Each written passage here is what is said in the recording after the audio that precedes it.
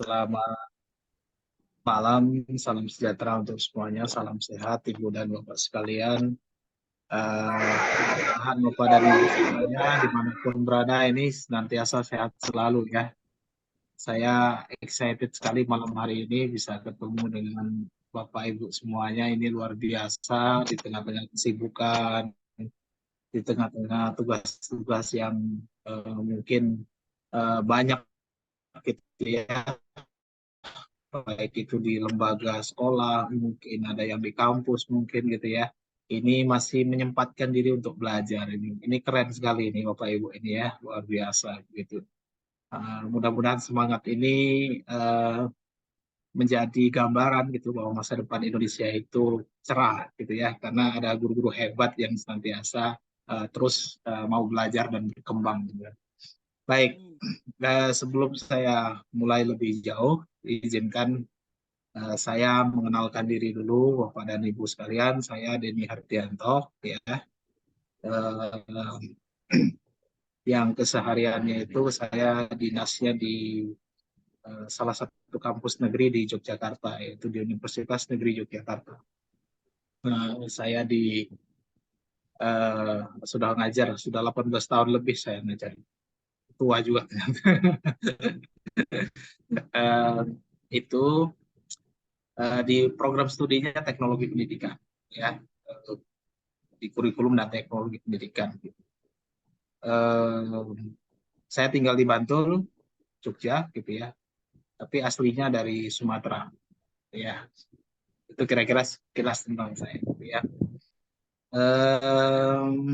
Kebetulan, ya, ini kebetulan saya juga sekarang sedang sibuk PPG juga ini, karena begitu banyak ini angkatan yang PPG gitu ya. Mungkin kalau ada Bapak Ibu yang sedang PPG ini, salam sehat selalu, karena pikonnya luar biasa, gitu ya. Sudah angkatan ketiga kami. Ya, dan di sela-sela itu juga saya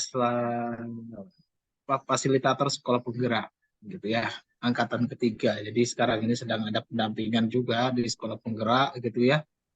Dan saya juga mempelajari banyak hal terkait dengan implementasi kurikulum Merdeka ini ya, luar biasa juga itu.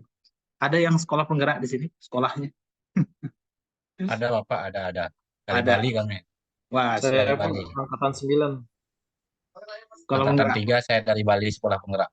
Harus calon Sekolah guru penggerak. penggerak. Oh, calon guru penggerak sudah ada juga ini. Iya, ini udah luar biasa berarti ya. Kita tinggal sharing-sharing diskusi berarti terkait dengan implementasi kurikulum Merdeka ini gitu ya. Guru penggerak ada, sekolah penggerak ada di sini ya. Berarti luar biasa. Ada yang fasilitator juga ya. Ya, oke. Baik. Saya ingin absen dulu ini, presensi dulu ini. Ini kira-kira ini Bapak dan Ibu ini dari mana ini semuanya? Kalau saya panggil daerahnya, Bapak Ibu, pulaunya saja nih, ya, biar tahu ini. Kalau saya panggil misalnya Sumatera gitu ya, mungkin yang dari Sumatera nanti raise hand aja, ya, biar kita tahu ini ada nggak yang dari berbagai pulau dari mana saja ini, gitu ya. Saya panggil dari Sumatera, silakan raise hand. Wah, ini luar biasa. Hadir Pak. Hadir Pak. Hadir Pak. Bu Susilawati dari mana Bu Susilawati ini? Sumatera Selatan Pak. Sumatera Selatan, mana itu selatannya? Di daerah Pagaralam Pak. Wah, sehat sekali. Mesti kalau wajah bahasa dusun pasti baca. Bacanian Pak. Bacanian. Ngajar di Cuma mana Bu? Pagaralam. Ngajar di SMA 1 Pajar Bulan Pak. Pajar Bulan. Oke, salam kenal. Ya Pak. Susilawati. Ya, kebetulan saya bisa bahasa satu. Ya. Bu Sri Rahayu dari mana Bu Sri Rahayu? Saya dari Sumatera Barat, Bapak. Sumatera Barat. Wah, luar biasa di Sumatera Barat. Pariaman, Padang, Dekat Bukit Tinggi, Bapak. Bukit Tingginya. Masya Allah, dari Padang, dari Sumatera Selatan, dari Padang. Wah, ini Banyak ini Sri Utami. Iya, salam kenal ya Sumatera ya ini. Ada Bu Nurjulais, ada Pak Ilham Akbar, ada Pak Fauzi gitu ya. Ada Bu Septi, ada Bu Triasih, Reza, ini Bu Reza ya. Salam kenal Bu Sumatera. Pak Angke, ya, Angke. Ini dari mana Pak Angke? Banyuasin ya. Dari Banyuasin, Pak. Musi Banyuasin. Oke. Salam kenal. Oke, boleh diturunkan dulu tangannya. Saya mau panggil dari Kalimantan sekarang. Kalimantan. Adakah dari Kalimantan? Iya ada Pak Ya, saya. Pak. Ada Pak. Kalimantan mana ini? Saya Pak, Kalimantan Barat, Pontianak. Pontianak, Kalimantan Saya Barat. Pak dari Kalimantan Selatan. Banjarmasin. Kalimantan Selatan, Banjarmasin. Saya Kalimantan Ya. Timur. Kalimantan Barat, Pak. Kalimantan Timur. Kalimantan Timur mana ya? Kalimantan Utara, Pak. Kalimantan Timur, Pak. Kalimantan Timur. Kalimantan Timur mana Bu? Bu Samarinda. Samarinda, Pak. Rangkas Bitung, Lebak Banten. Belum, Pak. Kita Kalimantan. Kalimantan dulu, Kalimantan. Oh, siap. Ini Bu Mira ini orang ibu kota ini. Samarinda, Kalimantan Timur. Samarinda, betul, Pak. Iya. Oke, ini luar biasa. Ada Pak Junaidi, ada Pak Herculanus, ya. Ada Ibu Yuris, ya. Bu Juraya, Pak Ali Forman. Ya, salam kenal Bapak Ibu semuanya dari Kalimantan ya. Saya nggak bisa sebut satu-satu ini ya. Iya Pak. Salam kenal Pak. Waktu kita habis Iya untuk Pak. ya. Baik, boleh diturunkan tangannya Bapak yang dari Kalimantan ya. Saya mau panggil dari Sulawesi dulu ini. Ada nggak dari Sulawesi? Teman kita dari Sulawesi. Ada, Pak.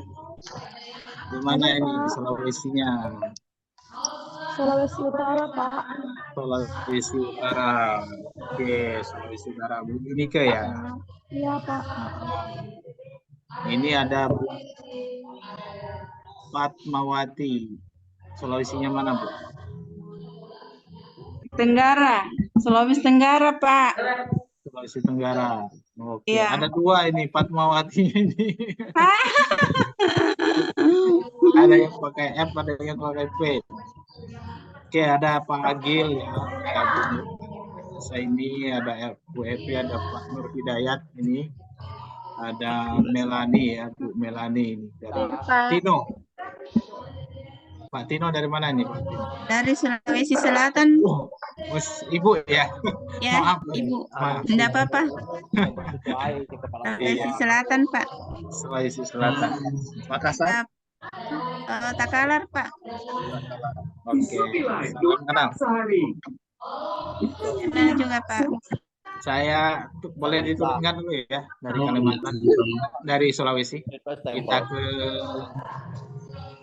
Papua. Iya. Ada Pak. Sulawesi Selatan ada, Sulawesi Utara ada tadi ya. Ini dari Papua, ini Papua Barat.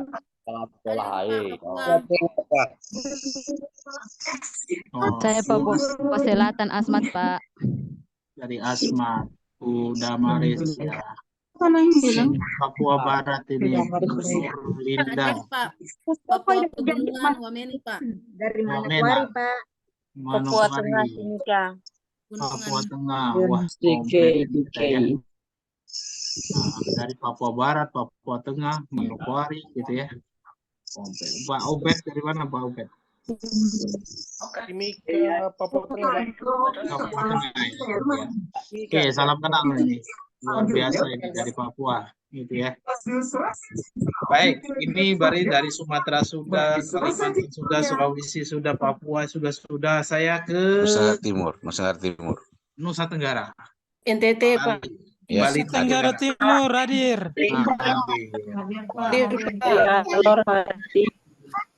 Pak Tony ya. Ya, Selamat selamat malam. malam Pak. Selamat Nusa Tenggara malam. Timur. dari Mamere Pak. Dari mana? Mamere, Mamere. Mamere. Iya, Iya, Pak Kristina ya. Pak Yakubus. Ridwan dan Pak Kristina. nasi kenyut. Ya. Kenyut suaranya. Iya. Ini ada Pak Jeffrey ya, ada Pak Stefanus, ini luar biasa ini. Ini ya Nusa Tenggara sudah diwakili juga, gitu ya. Dari terakhir dari Jawa. Dari Jawanya mana ini ya? Banten tadi ada ya. Hadir Pak. Rangkas Bitung. Barat hadir Pak. Iya, Subang. Pak Kolek ini dari Banten tadi ya. Iya, Dari mana Rangkas lagi? Bitung. Rangkas Bitung. Jawa Timur, Pak. Dari Kudus, Jawa Tengah, Pak. Barat Pak. Malang. Jawa Tengah nih. Jawa Timur. Masya Allah. Jawa Timur. Jawa Dari Timur. Bogor, Pak. Dari Bogor. Surabaya, Pak. Bekasi. Banten ada, Jawa Barat ada, Jawa Tengah ada, Jawa Timur ada. Ini Bogor, Pak. Jawa Barat. Jawa Barat, Bogor. Pak. Pekalongan, Pak. Bumi. Tengah, Kota Bumi. Iya. Bu Febri dari mana? Bu Febri?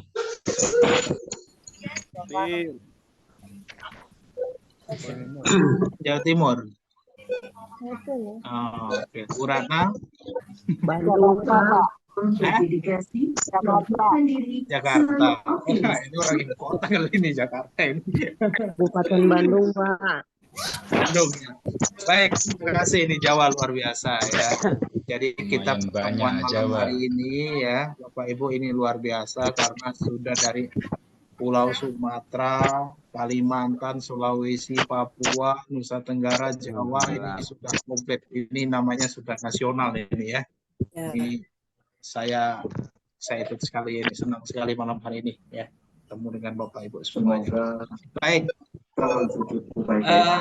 Bapak Ibu boleh diturunkan dulu tangannya, kasihan nanti pegel. Diangkat terus gitu ya.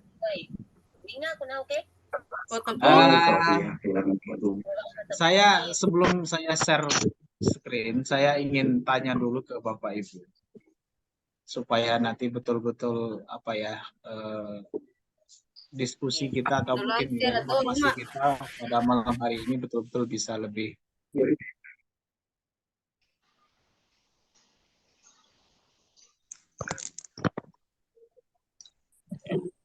Suara Pak. Suaranya nggak ada. Suaranya nggak ada. baik. Suara Pak. Sekarang sudah. Sudah. Oke, ini kayaknya mute tadi ya. Sebelum lebih jauh saya share screen, saya ingin tahu dulu Bapak Ibu apa yang menjadi harapan Bapak Ibu mengikuti agenda kita pada malam hari ini. Mungkin satu atau dua orang boleh menyampaikan apa yang ingin dipahami. Mungkin bisa raise hand. Siapa yang mau? Pak Pande. Halo Pak. Ya, Malam Bapak. Ya, Pak Pande dulu ya. Ya. Baik Pak, perkenalkan saya Made dari Bali Pak. Ya. Khusus dari Kabupaten Karangasem, ujung timur Pulau Bali Pak. Baik. Pertama-tama saya ucapkan terima kasih banyak ke hadapan Bapak sebagai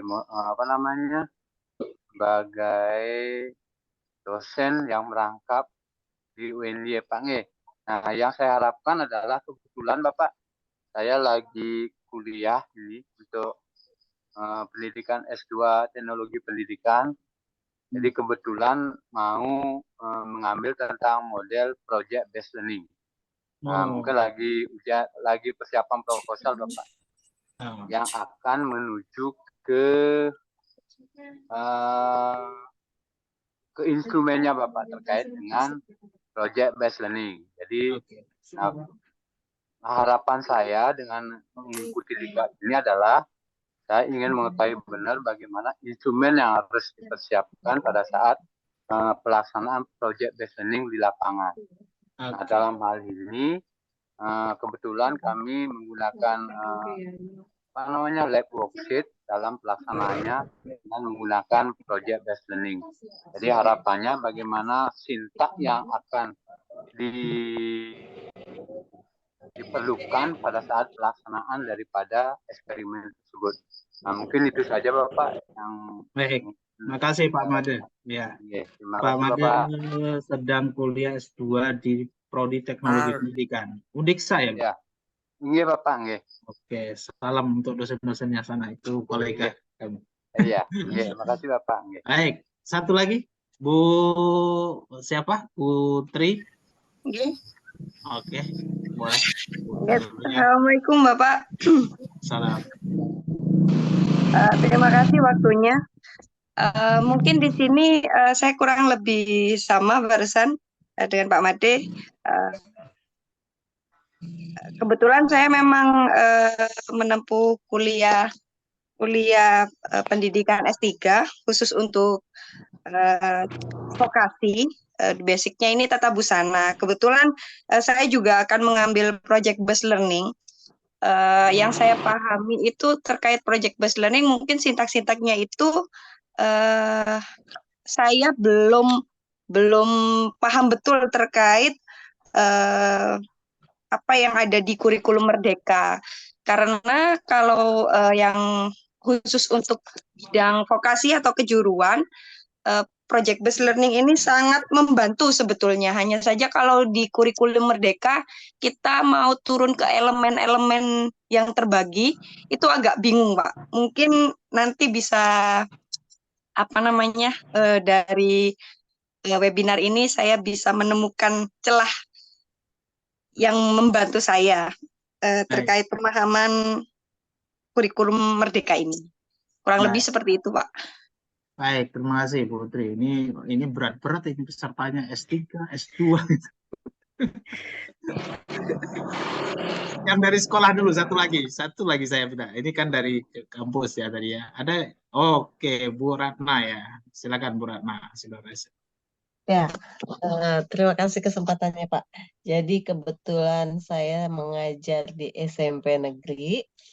Sebelumnya saya di swasta dengan kondisi siswa yang sangat berbeda, dengan fasilitas yang sangat berbeda gitu Pak. Jadi baru 3 bulan ini sih Pak saya di negeri, jadi merasakan gimana ya caranya nih supaya anak-anak di sekolah saya tuh tertarik. Kebetulan saya mengajar IPA. Tertarik, terus sayanya juga bisa mengeksplor dengan keterbatasan fasilitas yang ada seperti itu sih Pak, supaya apa yang menjadi tujuan dari kurikulum Merdeka bisa tercapai di sekolah. Itu aja sih Pak. Baik, itu. Oke, untuk pembelajaran. Oke, ini luar biasa. Mudah-mudahan apa yang menjadi harapan Bapak Ibu, itu bisa ya mudah-mudahan mendekati gitu ya, mudah-mudahan nanti Bapak Ibu nanti boleh gitu kalau pada saat ini ya, pada saat penjelasan misalnya ada yang mau dikonfirmasi langsung, nanti silakan. Jika ada Bapak Ibu perlu langsung konfirmasi. Saya mau share screen dulu. Sudah muncul belum?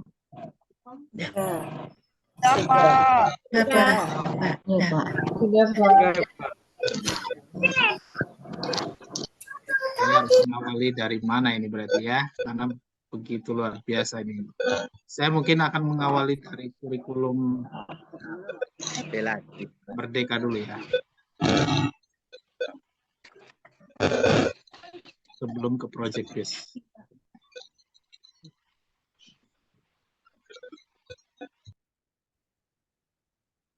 Oke, ini masih agak posesif, mohon maaf. Sudah muncul, tapi kok masih loading.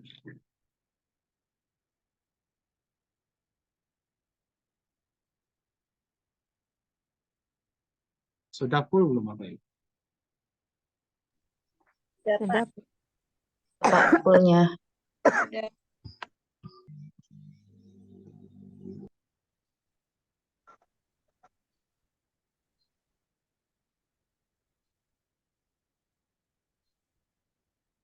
Udah penuh? Sudah. Sudah, Pak. Sudah, Pak. Yang Iya, munculnya yang penuh atau yang ini? Ada munculnya pembelajaran dan asesmen kurikulum merdeka. Dari sampingnya Pak, belum full layar. Sudah muncul, Pak. belum full layar. Mohon maaf, Bapak, belum full layar. Enggak full screen, Pak. Kalau sekarang Belum Pak. belum. Tinggal di full screen, Pak, ya. Oke, saya Nggak bisa, Bang. share ulang. Oke. Coba. Sip, sudah. Sudah Udah ya? full. Sudah, Pak. Pak, mantap, Pak. Mantap. Oke, Mantap, baik. Pak. Sudah, Oke, Pak. mantap, Pak. Udah mantap, Pak. Udah mantap. Cukup jelas. Jelas ya? Ya. Sudah. Sekali, Ya, Pak. baik. Saya coba mengawali pertemuan kita ini dengan kurikulum merdeka, pembelajaran dan asesmen gitu ya. Sebelum nanti kita larinya itu ke ke PJBL gitu ya. Nah, saya selalu mengawali dari apa tujuan kita belajar gitu, dan untuk siapa kita mengajar itu kalau kita dalam konteks pembelajaran. Karena mau tidak mau apa yang kemudian kita lakukan Bapak Ibu, entah itu di sekolah, entah itu di SMK ataupun di kampus, konteksnya kalau dalam pendidikan itu ya belajar dan mengajar. Nanti kita ada KBM yang biasa kita sebut. Apa sebenarnya tujuan kita belajar ini dan apa sebenarnya untuk siapa kita mengajar. Nah, Bapak dan Ibu sekalian, ya, kalau kita cermati di sini ya, kita itu mengajar untuk peserta didik kita. Kalau kita di kampus, maka kita mengajar untuk mahasiswa kita. Kalau kita di SMK, kita untuk mengajar siswa kita. Tentu itu. Ya. Nah, di kurikulum merdeka, memang pembelajaran itu sangat ditekankan kepada tadi Bapak Ibu ya, karakteristik peserta didik atau sangat berpusat kepada peserta didik. Jadi salah satu penciri kurikulum merdeka itu yang sangat berbeda atau sangat mendasar itu adalah di kurikulum merdeka ini memang orientasinya itu lebih kepada peserta didik. Nah, maka dari itu nanti derivasinya banyak Bapak dan Ibu sekalian ya. Karena dia ini nanti berpusat pada peserta didik, akhirnya proses belajar itu betul-betul memperhatikan tumbuh kembang peserta didik. Proses belajar itu juga nanti melihat kemampuan ya peserta didik itu ada di mana gitu. Maka nanti akan muncul ada pembelajaran berdiferensiasi begitu ya. Kemudian juga ada sekarang kita mengenal istilahnya itu ketuntasan tujuan pembelajaran, bukan lagi ketuntasan minimal ya, KKM gitu kalau dulu. Kalau sekarang itu kita mengenal KKTP. Itu tidak sama antara KKTP dengan KKM gitu ya. Jadi itu yang membedakan, termasuk di dalam proses pembelajarannya sendiri, karena dia lebih mengedepankan kepada aktivitas peserta didik, Bapak dan Ibu sekalian. Jadi student center gitu ya. Nah, student center ini salah satu model pembelajarannya adalah project based learning. Jadi PJBL atau PBL ya, problem based learning itu adalah bentuk-bentuk pembelajaran yang melibatkan peserta didik secara aktif gitu ya. Nah, itu kira-kira Bapak Ibu gitu ya. Jadi ada 4 persyaratan kurikulum merdeka gitu ya. Pembelajaran dan asesmennya ini. Yang pertama itu adalah kalau kita sebagai seorang pendidik itu perlu mengenal, menerima dan mencintai peserta didik. Itu ilmunya pedagogik gitu ya. Yang kedua, pembelajaran ini berpusat kepada peserta didik gitu ya. Kemudian mindset yang ketiga yang harus kita pahami betul adalah growth mindset. Mindset yang terus tumbuh. Karena sekali lagi Bapak Ibu, kalau kita sudah masuk di kurikulum merdeka ini, pembelajaran itu tidak bisa sama ya. bisa jadi dari semester 1 ke semester 2 sudah berbeda, dari tahun tahun ini ke tahun depan itu sudah berbeda karena karakteristik peserta didik yang kita hadapi itu juga berbeda. Nah, karena itu kita harus punya mindset tumbuh di kurikulum atau yang biasa kita kenal dengan growth mindset. Jadi mindset tumbuh. Nah, tadi senantiasa melakukan terjadi perubahan-perubahan yang cepat gitu ya. Nah, itu juga tuntutannya meminta kita untuk terus belajar gitu pada akhirnya gitu ya. Kemudian juga di kurikulum Merdeka ini mensyaratkan kita berkolaborasi dengan peserta didik, dengan orang tua dan dengan stakeholder lainnya gitu ya. Nah, itu kira-kira Bapak Ibu sebagai pengantar kurikulum Merdeka. Dan ada 3 panduan utama. Mungkin kalau tadi ada guru penggerak, ada juga yang sudah sekolah penggerak gitu ya. Ini sudah mengenal, saya kira panduan ini. Paling tidak ada yang namanya KOSP ya, Kurikulum Operasional Satuan Pendidikan. Ini yang kurikulum memang disusun oleh satuan pendidikan sendiri. Mulai dari visi, misi, tujuan, target gitu ya. Program kegiatan untuk sekolah itu akan menyusun kurikulumnya sendiri gitu ya. Kemudian juga ada panduan pembelajaran dan asesmen ya. Di dalamnya bicara tentang bagaimana pemerintah itu hanya menentukan CP sekarang ya. Jadi CP itu diturunkan menjadi TP, lalu nanti dibuat alurnya menjadi ATP, lalu disusun modul aja, disusun lagi perangkat pembelajarannya sampai dengan evaluasinya, itu asesmennya. Nah, itu bicaranya di panduan pembelajaran dan asesmen. Di dalamnya juga ada pembelajaran berdiferensiasi ya. Nah, ini mungkin Bapak Ibu istilah-istilah baru yang ada di dalam kurikulum Merdeka yang mungkin kita sebagian kita mungkin sudah familiar dengan istilah itu. Dia ada CP, capaian pembelajaran ya. CP itu nanti fase ya. Ada kalau SD itu ada 3 fase, SMP 1 fase, SMA itu ada 2 fase gitu ya. Kemudian CP itu nanti diturunkan menjadi TP, tujuan pembelajaran. Dari TP disusun alur menjadi alur tujuan pembelajaran atau yang kita kenal dengan ATP. Baru nanti kita bisa menyusun yang namanya modul ajar. Ya, modul ajar itu di dalamnya juga ada namanya perangkat pembelajaran dan penilaian, gitu ya. Nah, ini pembicaraan ini agak panjang Bapak Ibu. Saya sengaja menyinggung ini supaya kita tidak lost contact ya, karena kita bicara PJPL ini nanti dalam konteks kurikulum Merdeka gitu. Nah, sebenarnya yang lebih dekat dengan yang akan kita bicarakan pada malam hari ini panduan yang ketiga itu Bapak Ibu ya. Ada yang namanya pengembangan proyek penguatan profil pelajar Pancasila ya, atau yang biasa kita sebut dengan P5. Jadi P5 ini sebenarnya lebih dekat dengan project based learning nanti ya, atau pembelajaran berbasis pada project. Itu namanya juga sudah project ya. Nah, di kurikulum Merdeka ini sangat concern ya, sangat fokus untuk menerapkan P5 gitu. Bahkan ada jamnya sendiri ya. Dalam 1 pekan itu ada 7 CP kalau nggak salah di sekolah itu untuk penerapan P5 ini gitu ya. Nah, ini yang mulai banyak dalam praktiknya itu agak beda begitu ya dari sisi konsep tentang project based learning itu. Nah, Ki, saya coba stop share yang ini ya. Kira-kira ini Bapak Ibu sebagai pengantar kurikulum Merdeka, ya kita akan coba untuk masuk ke project based learning. Saya share lagi Bapak Ibu.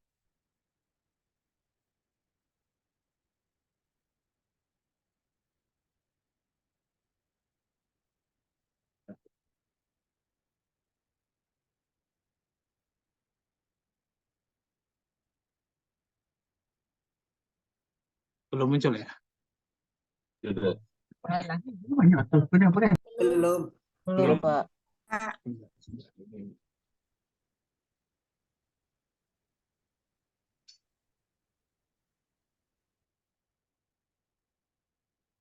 agak lama ini.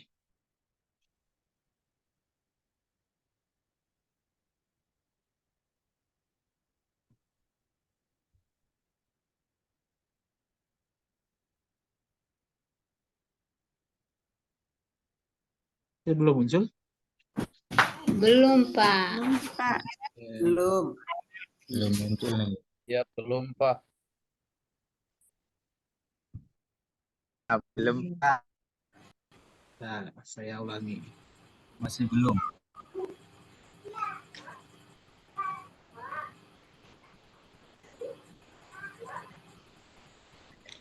Saya ulangi.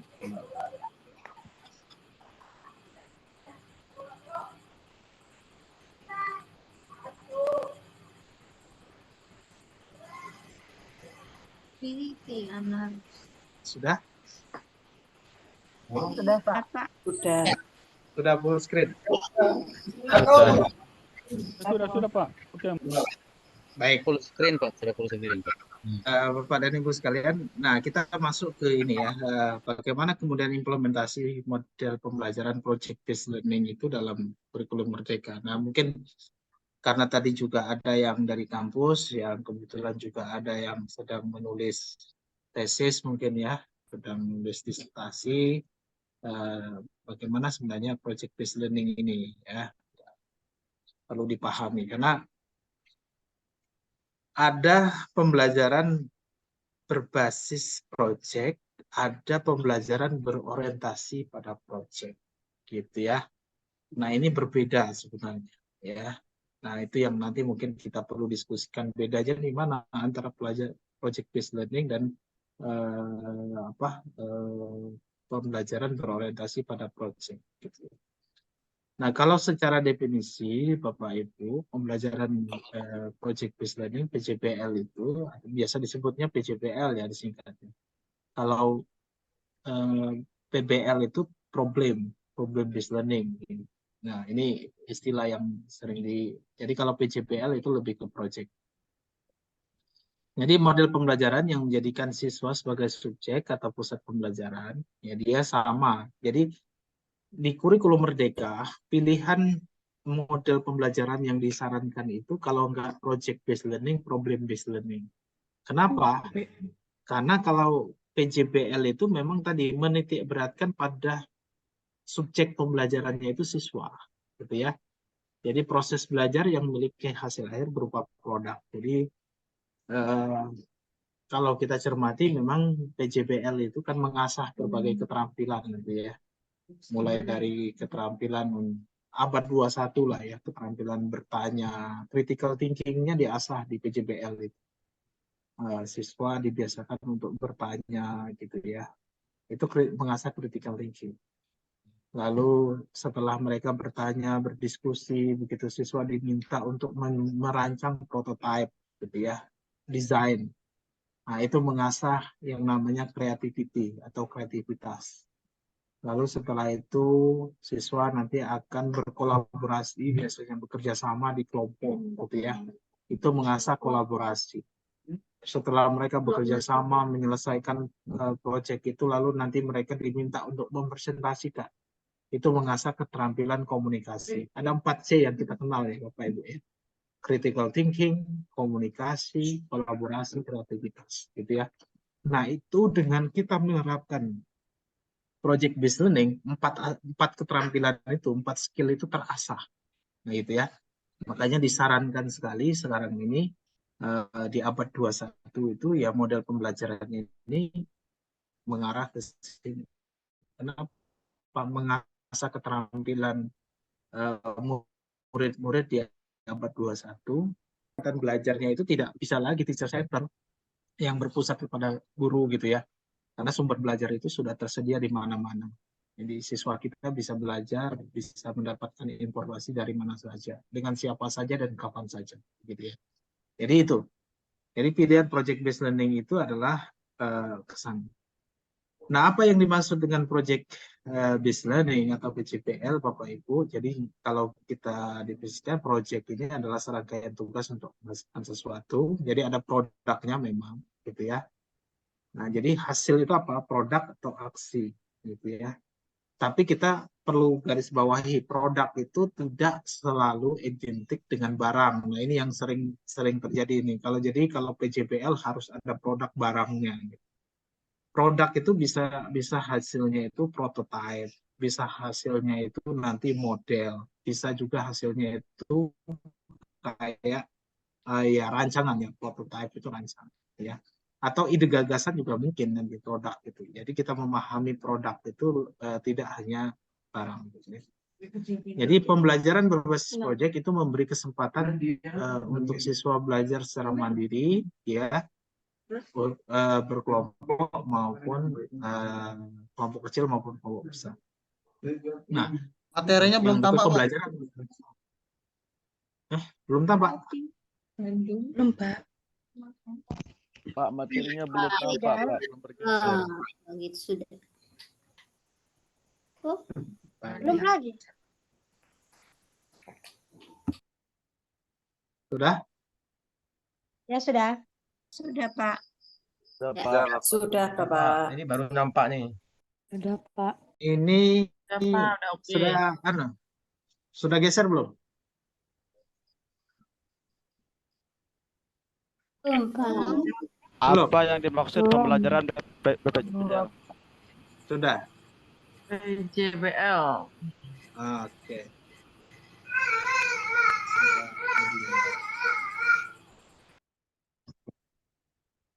Sudah full screen? Sudah. Sudah. Oke. Pak, sudah oke. Pak. Oke, saya lanjutkan Sudah, ya. Bapak. Jadi itu Bapak Ibu ya, yang nanya produk itu tidak selalu identik dengan barang tadi. Ya. Kemudian yang berikutnya adalah pembelajaran berbasis proyek ini memberi kesempatan siswa untuk memulai proses pembelajaran yang berbeda. Jadi masing-masing siswa itu bisa jadi punya kemampuan yang berbeda, punya pengalaman yang berbeda. Jadi ini nanti sejalan dengan apa yang kita sebut dengan pembelajaran berdiferensiasi tadi Bapak Ibu ya. Ini saya kira secara tujuan PJBL gitu ya. Pertama ya melatih, ini secara teoretik saya sampaikan secara cepat saja Bapak Ibu. Ya melatih sikap proaktif siswa gitu ya dalam memecahkan masalah. Kemudian mengasah kemampuan siswa dalam menguraikan permasalahan ya. Kemudian juga meningkatkan keaktifan siswa dalam menyelesaikan permasalahan. Ini hampir mirip-mirip dengan PBL sebenarnya ya. Termasuk juga melatih kemampuan kerjasama atau kolaboratif. Nah itu yang tadi saya sampaikan. Jadi dengan PJBL atau PBL itu ya relatif memang lebih ke tadi student center. Jadi yang aktif itu adalah siswa. Nah ini Bapak Ibu untuk kita lebih memahami. Kira-kira pernyataan berikut ini. Pembelajaran berbasis proyek bisa selesai dalam 1 kali sesi aktivitas pembelajaran. Setuju atau tidak setuju, Bapak Ibu? Tidak setuju, Pak. Tidak setuju. Iya. Tidak setuju. Ini yang sering sekali terjadi miskonsepsinya itu di situ, Bapak. Pak, setuju. Setuju. Aduh, butuh waktu. Proses. Ya, ini miskonsepsinya di sini, Bapak Ibu. Ya. Ini, Bapak.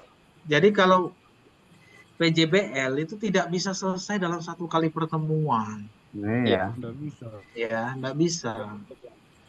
Bahkan kalau kami menerapkan PJBL di sekolah kami itu bisa 1 bulan, bahkan 2 bulan. Satu tema proyek itu bisa sampai 1 bulan, Bapak Ibu. Ya. Makanya kalau di P5 itu cocok ya. Di P5 itu cocok, ketika ya, kita P5. mengambil proyek temanya apa, Orientasi, dia akan apa struktur pikirnya. nah, nanti siswa itu mulai dari awal itu memang ada semacam ini ya, orientasi awal begitu kepada siswa, dikelompokkan, diberi penjelasan begitu ya, baru nanti mereka akan melakukan semacam bertanya begitu ya, merumuskan sesuatu. Nanti kita lihat di belakang ada langkah-langkahnya untuk proyek. Jadi PJBL itu tidak mungkin selesai dalam 1 kali pertemuan, ya, pasti nanti dia lebih lama gitu. Kalau dulu di sekolah itu, kalau di SD misalnya ada tema ya, nah ini mungkin 1 tema itu diselesaikan dalam 1 proyek. Itu yang pertama, Bapak Ibu. Kemudian yang kedua, coba. Pembelajaran berbasis proyek selalu menghasilkan produk berupa barang. Tidak setuju. Tidak setuju. Tadi sudah saya jelaskan. Setuju nggak? Jadi, Tidak mesti. Setuju, Pak. Setuju. Setuju. Tidak setuju. Setuju. Kecuali P5 itu berorientasi Kalau P5 mutlak sama. terhadap Kalau Pak barang. Rizat gimana itu? Setuju nggak? Tidak setuju. gimana Bapak? Betul. Nah, jadi yang Setuju. iya, pembelajaran berbasis proyek itu tidak selalu harus menghasilkan produk atau barang. Nah ini, Iya. Bapak Ibu, saya ingin menjelaskan P5 ya, sedikit ya. P5 itu, Bapak Ibu, misalnya ambil temanya tentang berwirausaha misalnya ya, atau apa ya yang biasa saya dengar itu P5. Berkebinekaan global, Pak. berkebinekaan global gitu ya. Ya ambil satu tema tentang Pekerjaan. yang banyak itu ya tanaman begitu ya. Saya lihat itu ya. Proyeknya apa? Tanaman begitu ya. Kehidupan berkelanjutan gitu ya. Kehidupan berkelanjutan atau kewirausahaan gitu ya. Nah itu kalau anak-anak diminta untuk mulai mengidentifikasi apa sebenarnya yang menjadi kebutuhan di lingkungan sekolah misalnya. Oh ternyata dari sekolah itu di sana adalah lingkungan pertanian, ya. Lalu siswa mulai merencanakan mereka untuk membuat proyek tentang pertanian bercocok tanam. Ya. Nah itu bercocok tanam itu memang sebuah wujud dari proyek itu yang ingin dicapai. Lalu nanti siswa akan mulai merencanakan akan menanam apa, lalu mereka nanti bekerja sama di situ untuk menanam itu, sampai kemudian merawat tanaman itu, sampai nanti tanaman itu menghasilkan sesuatu, ya panen lah begitu, ya kan kalau proyek seperti itu. Tapi sekali lagi Bapak Ibu, panen itu bukan tujuan sebenarnya dalam konteks ini ya. Dalam konteks misalnya di pembelajaran berbasis proyek ya. Jadi yang apalagi di P5, yang di P5 itu yang ditekankan itu lebih kepada karakternya. Sebenarnya yang ingin dikuatkan itu adalah karakternya itu. Karakter apa yang ada di situ, misalnya karakter kemandiriannya, karakter kerjasamanya, karakter berketuhanannya, begitu ya. Oh, itu yang dikuatkan. Jadi kalau kemudian membuat proyek, anak-anak membuat proyek, lalu proyek itu dilakukan dan ternyata nanti gagal panen, itu sebenarnya tidak apa-apa begitu. Yang ingin kita lihat bagaimana mereka bisa bekerja sama, bagaimana mereka bisa menikmati rasa syukurnya. Oh, kalau gagal panen mereka berserah diri kepada Tuhan misalnya.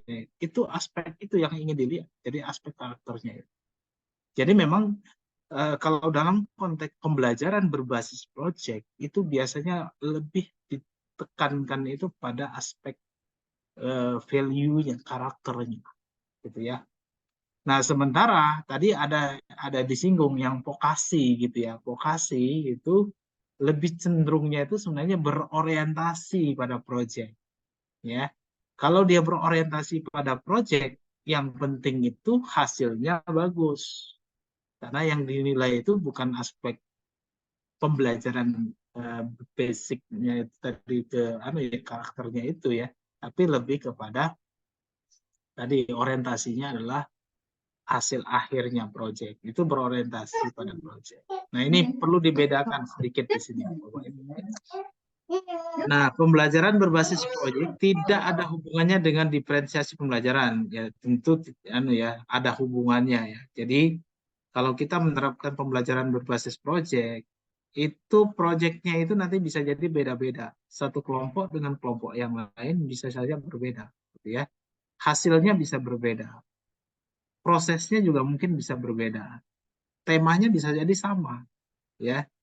Nah, ini juga yang sering terjadi miskonsepsi gitu ya. Kalau dalam kurikulum Merdeka itu kan kita mengenal P5 itu ya, proyek penguatan profil pelajar Pancasila itu. Misalnya ada tema tentang makanan daerah gitu ya. Semuanya bikin makanan semua gitu ya. Proyeknya gitu ya. Padahal sangat mungkin nanti ada yang bikin makanan, ada yang mungkin nanti buat proyek tentang video makanan, video tentang makanan gitu. Ada yang bikin poster tentang makanan, mungkin juga akan ada yang membuat tentang alat masak untuk membuat makanan tersebut begitu ya. Jadi proyeknya bisa berbeda-beda gitu. Nah itu ya, itu sangat berdiferensiasi. Kemudian yang berikutnya, pembelajaran berbasis proyek harus ditutup dengan mengadakan pameran karya. Nah ini juga seringkali miskonsepsi. Tidak mesti harus dengan pameran karya. Kalau dalam konteks kurikulum merdeka ya, gitu ya.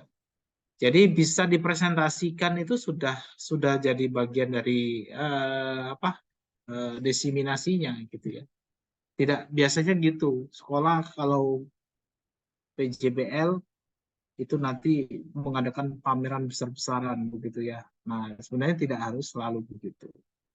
Termasuk produk pembelajaran berbasis proyek itu harus berhasil ya. Ini tidak mesti harus berhasil, itu yang tadi saya sampaikan gitu ya. Jadi ini beberapa miskonsepsi ketika kita ingin menerapkan pembelajaran berbasis proyek Bapak Ibu. Jadi sebenarnya ya ada perbedaan dengan berorientasi pada proyek. Jadi apa yang dimaksud dengan pembelajaran berbasis proyek? Ini yang pertama, memungkinkan siswa memahami konsep melalui praktik belajar mencari informasi dengan mandiri, gitu ya. Kemudian perencanaan yang matang ya, perlu perencanaan matang. Jadi memang kalau kita memilih model pembelajaran project based, Bapak Ibu, itu perlu direncanakan dengan matang, gitu ya. Rentang waktunya, termasuk juga nanti bagaimana kita mendesain proyeknya itu. Karena gini, PJBL kalau kita salah di dalam menentukan analisisnya, itu nanti bisa jadi terlalu cepat selesai. Atau sebaliknya, terlalu lama untuk selesai. Saya kemarin ada case gitu ya di salah satu sekolah di SMA begitu, gurunya minta anak-anak bikin proyek tentang kearifan lokal begitu ya. Anak-anak diminta membuat video, dikasih durasi waktunya itu 2 pekan ya. Ternyata anak-anak itu SMA itu dalam 2 hari sudah selesai, videonya sudah jadi. Bayangkan ada 10 hari mereka nganggur, nggak tahu harus melakukan apa, karena produk yang mereka diminta oleh gurunya itu sudah lebih dulu mereka selesaikan gitu ya, dan bagus hasilnya gitu ya. Nah makanya di sini perlu perencanaan betul Bapak Ibu. Kalau kita menerapkan proyek, apa yang harus dilakukan siswa tahapan demi tahapan itu sampai kemudian proyeknya itu mencapai tujuan. Nah itu perlu kita hitung dari sisi waktu. Guru perlu memahami konsep pembelajaran berbasis proyek ya, namun bisa langsung mencoba mempraktikannya. Ya ini ya, yang penting nanti paling penting itu adalah pengalaman praktiknya. Pembelajaran berbasis proyek bisa dilakukan oleh siswa atau mahasiswa. Itu pembelajaran berbasis proyek juga bisa dilakukan pada mata pelajaran apapun gitu ya. Nah ini ada yang kecenderungan itu kalau mata pelajaran yang praktek-praktek saja, yang proyek gitu. Sebenarnya tidak, gitu ya. Ya, pembelajaran berbasis proyek atau nah ini bedanya apa ini? Kalau yang pertama Bapak Ibu, siswa meluncurkan roket botol di akhir pelajaran. Kolaborasi antara mata pelajaran fisika dan matematika untuk menerapkan apa yang telah dipelajari. Ini PJBL atau berbasis proyek atau membuat proyek? Membuat proyek.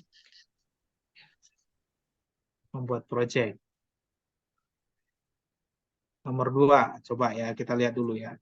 Siswa mencari tahu isi kerusakan lingkungan dan mencari tahu penyebabnya. Setelahnya siswa PBL. Nomor 2, berbasis proyek ya. Berbasis proyek. Nomor 3. Kalau nomor 1 tadi membuat proyek, nomor 2 ini berbasis proyek. Nomor 3, siswa melakukan observasi mengenai sampah plastik yang meningkat dan diminta membuat poster memerangi sampah plastik dan PJBL. Berbasis proyek. berbasis. PJBL. PJBL. PBL itu, Pak. Rencanakan. Apa yang beda nomor 1, 2, dan 3? Kalau nomor 1, Nomor 1 siswanya nggak dikasih masalahnya dulu gitu Pak. Mereka langsung diminta untuk ya udah kalian buat roket botol gitu. Langsung kerja. Betul. Jadi orientasinya kepada project hasil produk. Produknya saja. Nah, Tanpa proses. tanpa proses. Sementara nomor 2 dan nomor 3 itu diminta Dikasih masalah. mengamati dulu kan, mencari tahu dulu isi kerusakan lingkungan, atau mereka diminta melakukan observasi dulu gitu ya. Nah, itu kalau berbasis project begitu. Ya. Jadi tidak serta-merta proyeknya itu jadi roket gitu ya. Tapi roket itu didasarkan atas permasalahan, atas kebutuhan. Nah, kira-kira begitu ya. Bedanya di sini. Sampai di sini ada pertanyaan, Bapak Ibu? Oke, ini lagi ya. Pemilihan ketua OSIS yang diadakan oleh siswa sebagai panitia pemilihan. Ini proyek berbasis proyek atau bukan? Bukan. Ya. Bukan. Siswa mencari tahu isi penyebab sering terjadinya bully di Berbasis proyek. berbasis proyek. Gerakan bersih sekolah. Seluruh siswa membersihkan sekolah dan menanam tanaman hijau sesuai dengan program hijaukan sekolah. Berbasis project. Berbasis proyek atau bukan? Nomor 3 itu. Bukan. 2 dan 3 project. Nah, itu bukan berbasis proyek. Ini lebih kepada gerakan sekolah. Ini kayak program sekolah. Program sekolah. 2 saja yang. Hanya 2 saja. Ini yang berbasis proyek yang 2. Jadi kan, bisa membedakan ya nanti ya. Bisa Pak. Insya Allah bisa. Nah, gitu. Nah, kira-kira kalau tahapannya begini Bapak Ibu. Nah ini, mungkin kalau tadi ada yang bertanya langkah-langkahnya gimana? Ya ini. oh, ada proses Jadi, salah. ya, proses kunci pembelajaran berbasis proyek. Yang pertama itu adalah mendefinisikan kebutuhan. Ya. Jadi pembelajaran berbasis proyek dimulai dengan proses siswa mengajukan pertanyaan tentang satu masalah. Ya. Mengajukan pertanyaan seperti ini akan membantu siswa mengidentifikasi masalah dalam konteks yang sesuai.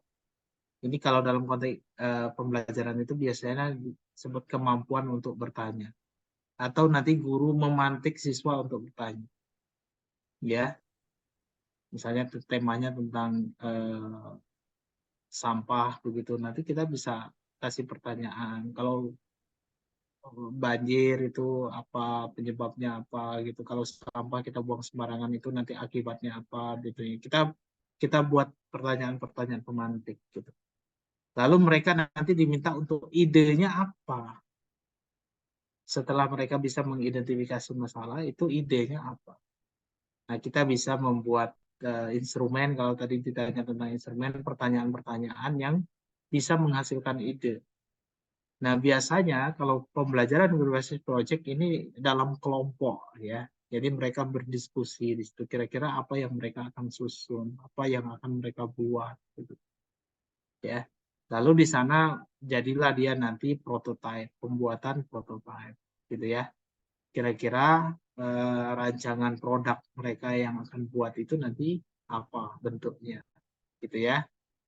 Nah, jadi merancang atau membuat prototipe solusi untuk mengatasi masalah tadi ya. Ya, yang ada hubungannya dengan tema yang. Lalu mereka melakukan pengujian atau melakukan pembuatan gitu ya. Nah, itu yang kemudian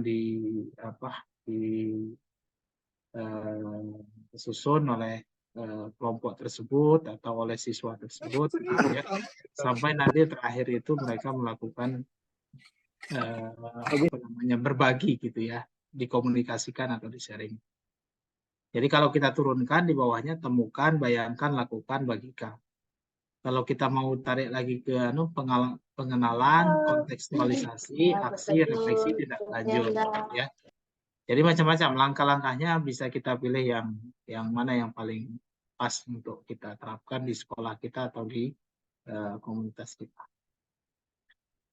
Nah ini Bapak Ibu, jadi berpikir proses berpikir desain ini ala project itu yang mana ya? Yang desainer, insinyur atau arsitek? Ya. Empati, identifikasi masalah. Empati itu biasanya muncul karena ya rasa kepekaan ya anak itu terhadap satu peristiwa atau satu permasalahan yang ada. Ya. Nah, lalu muncul identifikasi masalahnya, lalu dia punya ide, curah ide, lalu dia punya solusi untuk menerapkan mengatasi masalah itu, lalu dia coba kembangkan dan tes itu dicoba gitu ya, sampai yang terakhir itu diluncur gitu, itu produknya jadi. Nah ini kira-kira berpikir ala insinyur gitu ya, bukan hanya sekedar ala arsitek, maaf, ala arsitek gitu ya. Bukan hanya sekedar mendesain saja. Gitu. Kalau mendesain itu kan rancangan jadi, tapi dia bisa menerjemahkan desainnya itu ya menjadi satu hal yang memiliki nilai jual tinggi gitu ya. Nah ini proses berpikir project based learning gitu. Kalau sekarang ini kan ada istilah-istilah yang mungkin juga Bapak Ibu pernah dengar, design thinking ya. Design thinking gitu ya. Nah itu Bapak Ibu, kalau ada pertanyaan kami silakan karena ini waktunya sudah 9. Ini kira-kira tahapan awal pelaksanaan project gitu ya. Mulai dari membentuk tim gitu ya. Kalau mau diawali dari sekolah ini bisa ya. Sekolah bentuk tim untuk membuat project di sekolah gitu ya. Untuk menentukan tema, nantikan menentukan waktu gitu ya. Sekarang ini didorong oleh kurikulum Merdeka itu supaya sekolah-sekolah itu punya namanya komunitas belajar, Kombel. Ya. Nah, Kombel ini harapannya nanti betul-betul bisa menentukan tema project apa yang akan dikerjakan di garap, lalu nanti melibatkan siswa gitu. Oke, itu ada pertanyaan Bu Pak Fauzi dan Bu Rita. Silakan. Oke Pak, terima kasih Pak atas waktunya Pak. Kebetulan saya ngajar di kelas SD.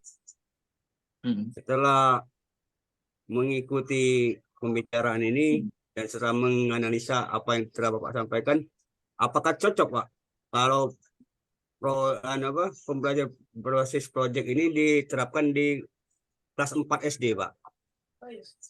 Kalau untuk kurikulum mereka pastilah P5-nya basis proyek Pak, memang sudah kami lakukan kan gitu.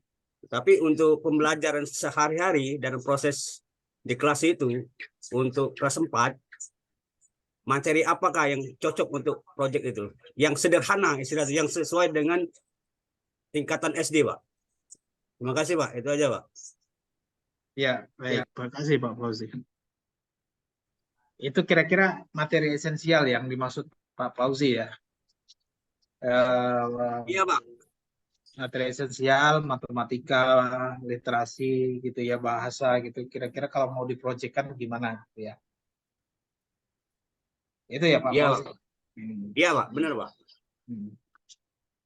Baik. Saya tampung dulu aja ya, biar ya. Iya Pak. Bu Rita silakan.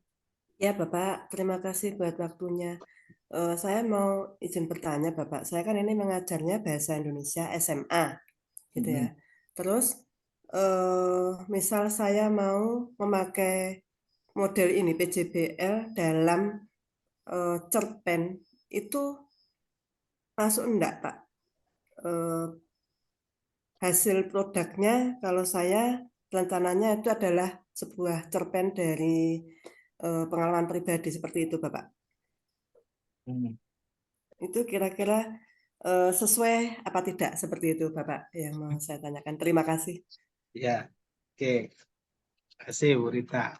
Satu lagi ya, saya minta ke Pak Asep. Oke, terima kasih, Dokter. Saya dari Lampung ingin bertanya kiat karena saya tanggap tadi kurikulum Merdeka berpusat pada anak didik. Sedangkan di tempat saya mengajar masih tergolong 3T, terpencil, terisolir, dan itulah 3T itu. Nah, mungkin kawan-kawan juga seperti itu, mungkin ada lingkungannya. Anak-anak kita ini kan materinya atau literasinya sangat-sangat minim, Pak. Ya, buku aja tidak ada, sinyal untuk internet aja mungkin hanya untuk nelpon bisanya. Nah, mungkin ada kiat-kiat, karena kalau untuk nerapin berpusat pada anak didik mungkin susah, Pak, di tempat saya. Mungkin hanya itu, Pak, kiat-kiatnya bagaimana. Terima kasih. Oke. Kiat-kiat. Masih ada ternyata Bu Nyimas sama Pak Magalina ya. Dua lagi, nggak apa-apa sekalian biar saya jawabnya. Bu Nyimas. Baik, terima kasih Pak atas kesempatannya. Sebelumnya saya izin bertanya. Saya ini kan seorang mahasiswa ya Pak ya. Nah, jadi rencananya tuh mau penelitian itu kan skripsi itu mau ngambil tentang PJBL ini. Nah, seperti Bapak jelaskan tadi, kalau PJBL itu kan waktunya kan lama ya Pak, nggak bisa singkat gitu. Nah, jadi kira-kira bagaimana Pak solusinya biar saya tuh nelitinya itu nggak butuh waktu lama Pak untuk bisa kelarnya gitu. Dan juga apakah PJBL ini bisa diterapkan untuk kurikulum 2013 atau hanya di kurikulum Merdeka saja? Dan juga apa bisa diterapkan juga untuk kelas tinggi seperti kelas 6 Pak? Terima kasih. Baik. Satu lagi, Bu Magalina. Ya, baik. Terima kasih, Pak. Saya Mia, saya dosen di Presiden University. Kebetulan kami biasa pakai design thinking, Pak. Jadi dari desain. Jadi di universitas kami itu ada mata kuliah yang terkait dengan bagaimana mahasiswa itu bisa mengelaborasi sehingga dia bisa menghasilkan ide-ide yang nantinya masuk ke bisa dijadikan startup. Nah, saya ingin melihat dari perspektif supaya inline, karena kan anak SMA ini nantinya yang akan lanjut ke universitas ya Pak. Kalau di SMA sendiri itu sejauh mana Pak untuk bisa, tadi Bapak juga sudah menerangkan ya design thinking itu ya, kami juga menggunakan itu pada mulai dari empathy map, ideate, divine ideate, prototype, testing gitu ya. Nah dari situ nanti akan menghasilkan produk-produk. Nah, kalau untuk SMA sendiri, apakah sudah mulai mengadopsi itu atau seperti apa? Terima kasih. SMA. Iya, betul. Iya, baik. Baik, terima kasih Bu, Bapak, Ibu semuanya atas tanggapan yang luar biasa ini. Pertanyaannya, tanggapannya tajam-tajam. Ya, yang pertama tadi dari Pak Fauzi ya terkait dengan ya proyek ini ya pada materi esensial gitu matematika apakah bisa diprojekkan gitu.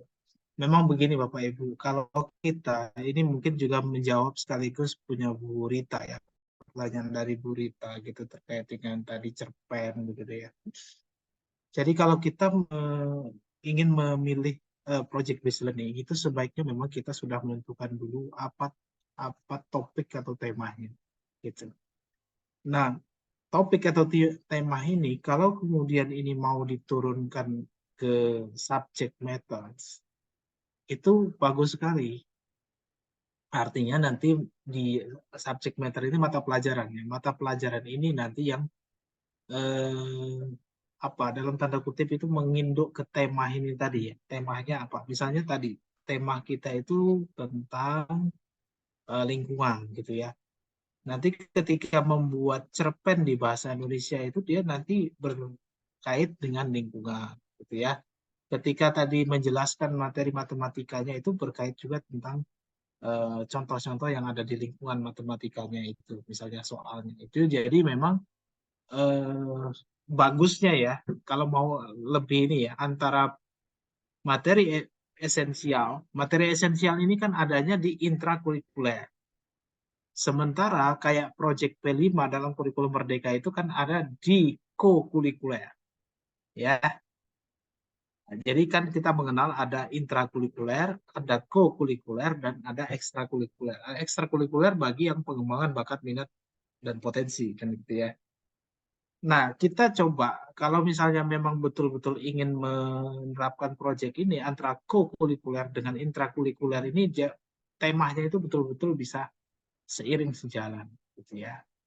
Ya tentu ini tidak mudah gitu ya karena itu butuh kerjasama antara guru bidang studi dengan ya tema yang pengampu tema proyek gitu ya.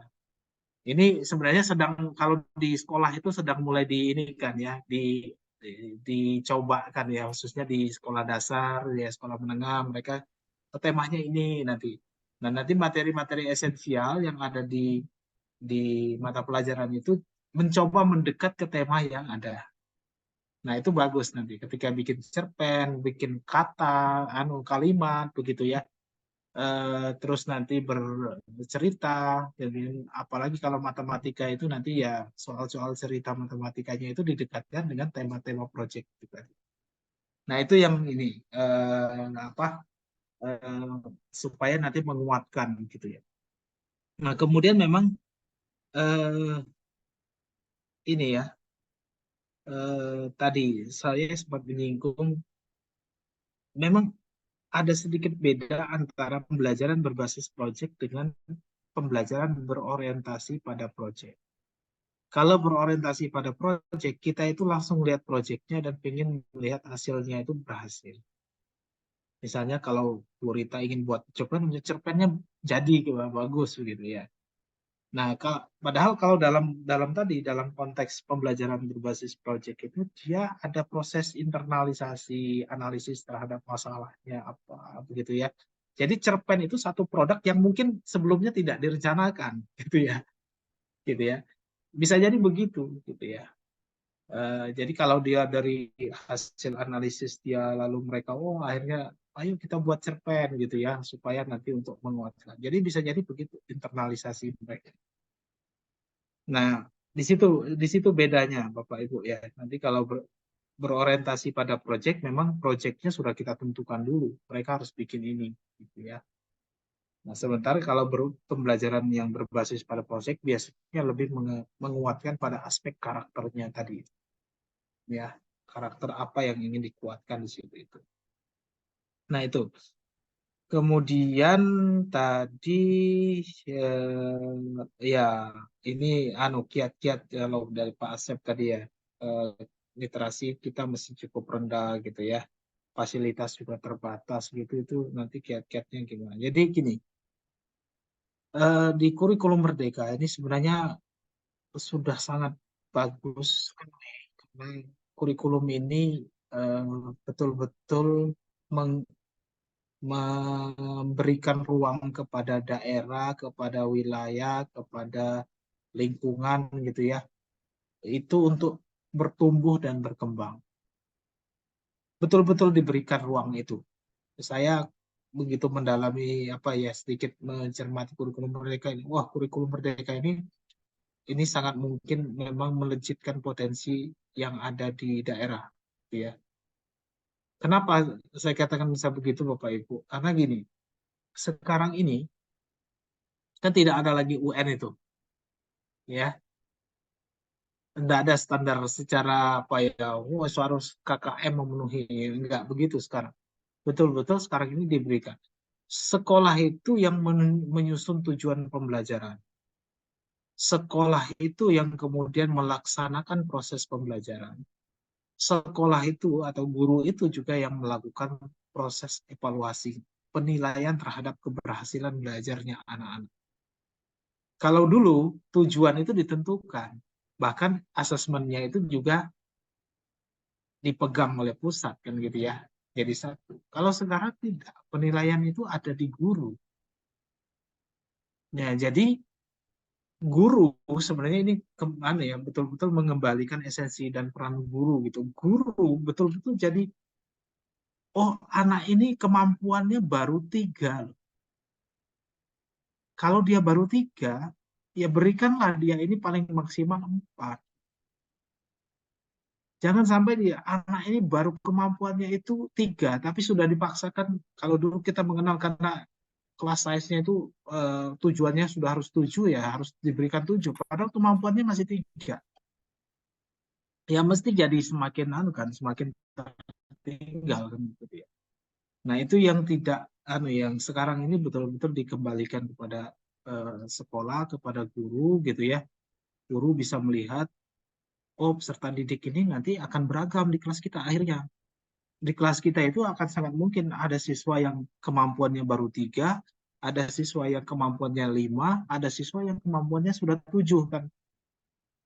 Kalau dulu kita mau memberikan proses belajar apa? Kalau di kelas kita itu ada 3 kemampuan itu yang kita mau memberikan kemampuan 3, yang 7 ini nanti merasa itu terlalu mudah. Kita mau berikan kemampuan yang 7, yang 3 ini bahasa Jawanya itu kepontal-pontal untuk mengikuti pelajaran gitu ya. Jadi kita mau mengambil standar yang mana dalam mengajar? Kalau dulu mesti kita samakan kelas 3, mau bodoh, mau nggak bisa, mau pandai, mau nggak pandai itu ya semuanya pokoknya saya ditugasi ngajarnya ini. Gitu. Nah kalau sekarang nggak begitu, dianalisis dulu peserta didik kita itu kemampuannya di mana. Oh kamu itu baru 3 ya, nanti saya kasih 4.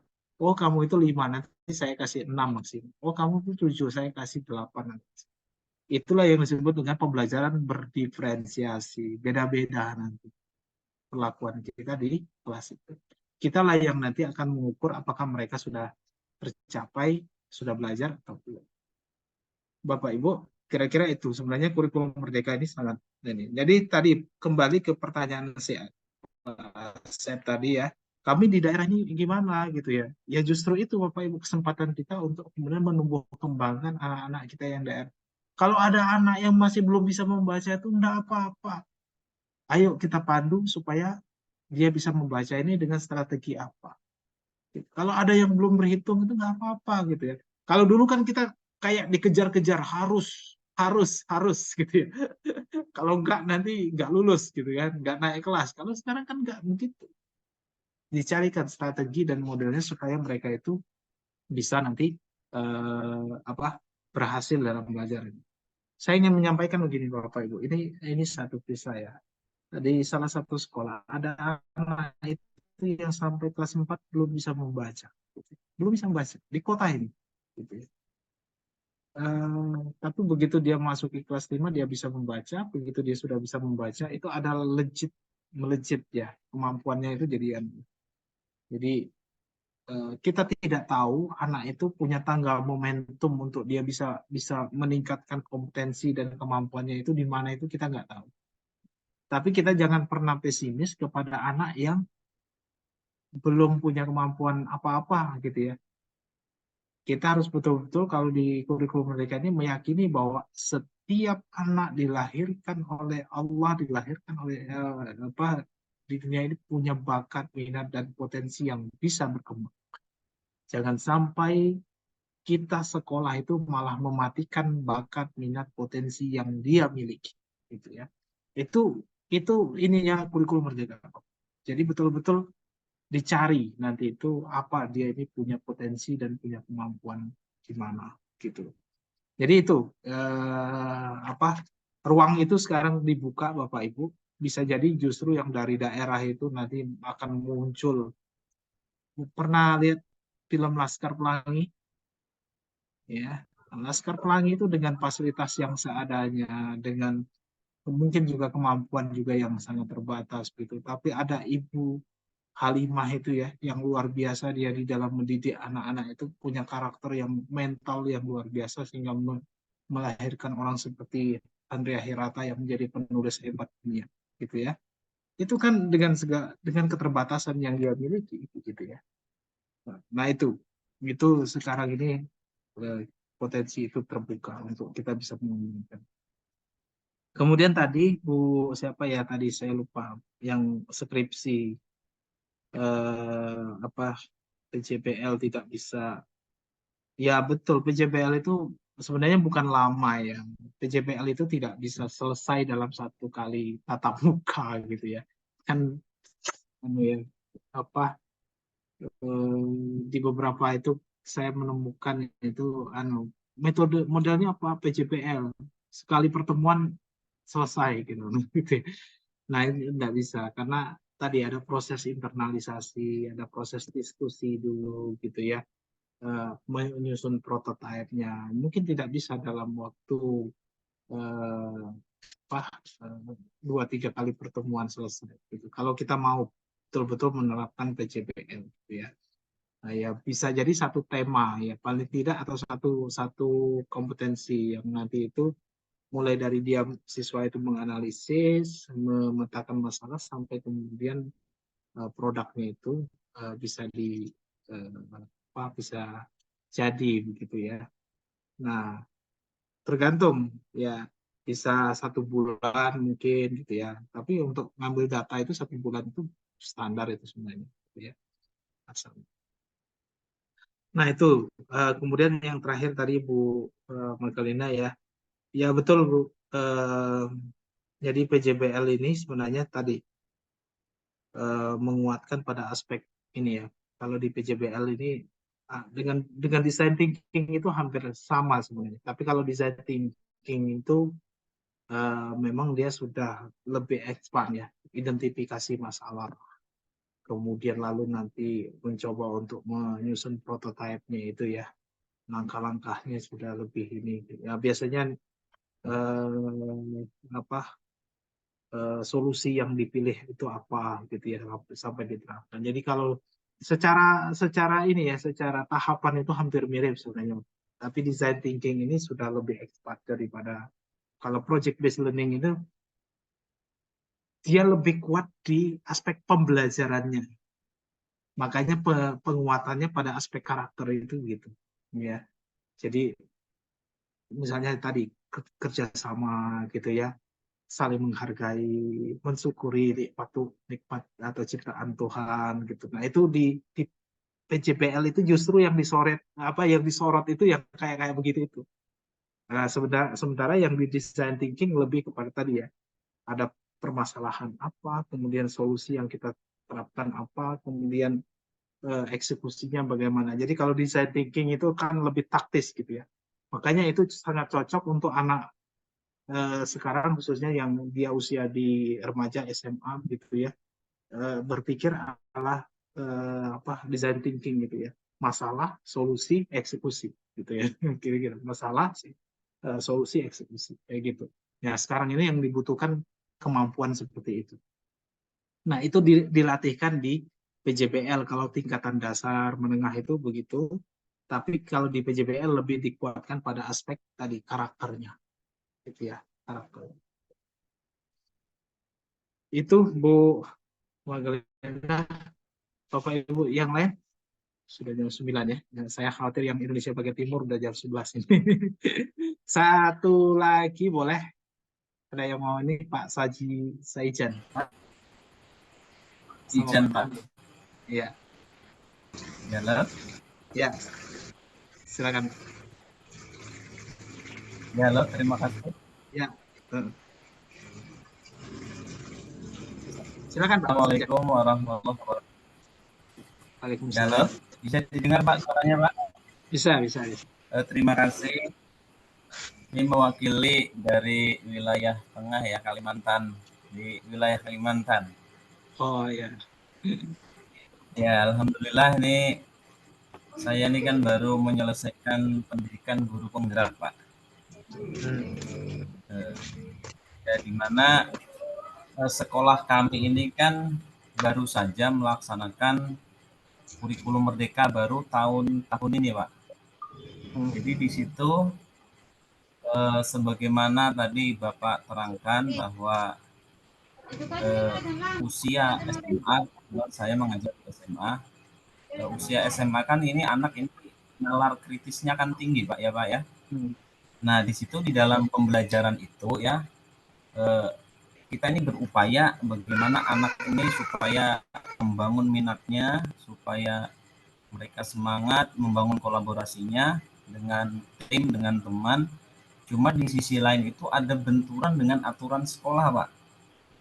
Di mana kan biasanya dalam pembelajaran PKN itu kan kita menghadirkan ya sebuah kasus, sebuah masalah di situ.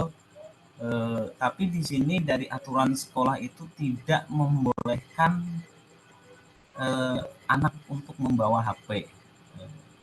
Jadi mungkin di sini solusinya bagaimana, Pak? Kan sementara ini kalau anak-anak ini dengan membawa HP ya di dalam mengerjakan tugas-tugas itu lebih cepat ya, apalagi dengan dengan perkembangan zaman sekarang mungkin tidak bisalah anak ini untuk dalam arti semacam dibatasi kebebasannya.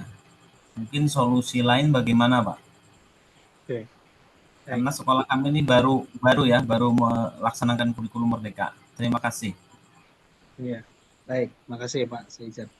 Satu lagi Bu Niswa ya.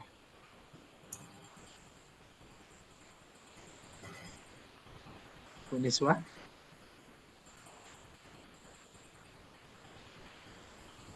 Oke, cukup ya. Nggak. Ya. Oh ya. Ya. Ya, terima kasih atas kesempatan yang telah diberikan.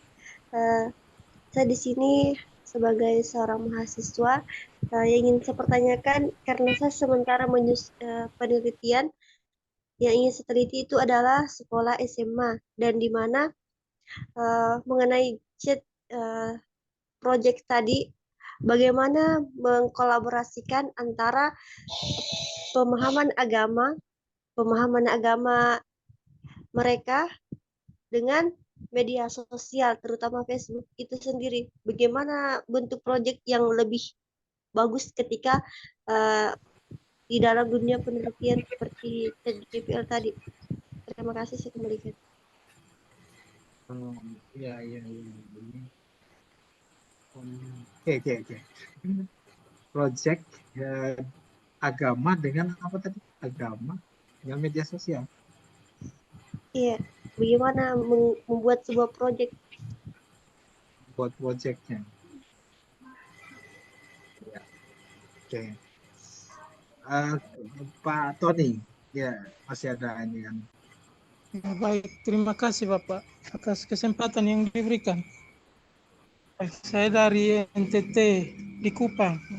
Ya. Ini di sekolah kami ini belum melaksanakan kurmer. Mungkin tahun depan baru melaksanakan kurmer. Nah, yang ingin saya tanyakan di sini Bapak, apakah dalam kurmer ini yang lebih cocok menggunakan model PBL dengan PJBL, Pak? Apakah cuma dua model ini saja yang lebih cocok di dalam kurmer? Itu.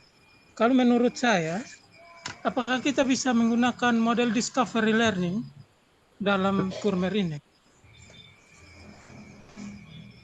Itu saja menurut saya, Pak. Terima kasih. Baik, makasih Pak Tony. Pak Gede, satu lagi. Terima kasih. Selamat malam. Malam. Bapak Ibu serta mungkin dosen ya di seluruh Nusantara ini.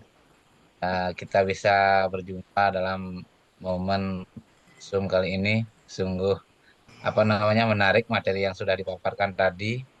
Meskipun sedikit yang disampaikan tadi oleh Pak Denny, ada miskonsepsi dari beberapa penerapan tentang kurikulum yang sudah diberlakukan.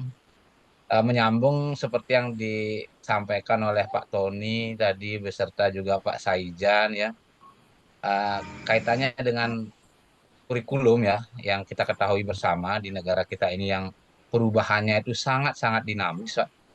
Nah, bisa dikatakan berganti menteri, berganti kurikulum. Nah, sehingga masih perlu banyak penyesuaian dari terutama kan dalam keadaan sarana dan prasarana. Mendukung yang kita ketahui secara seksama bahwa Indonesia ini cukup luas. Sehingga bagaimana caranya menyikapi yang pertama menyambung seperti Pak Tony tadi. Yang mungkin dari NTT ya, Pak Tony ya, Pak Tony.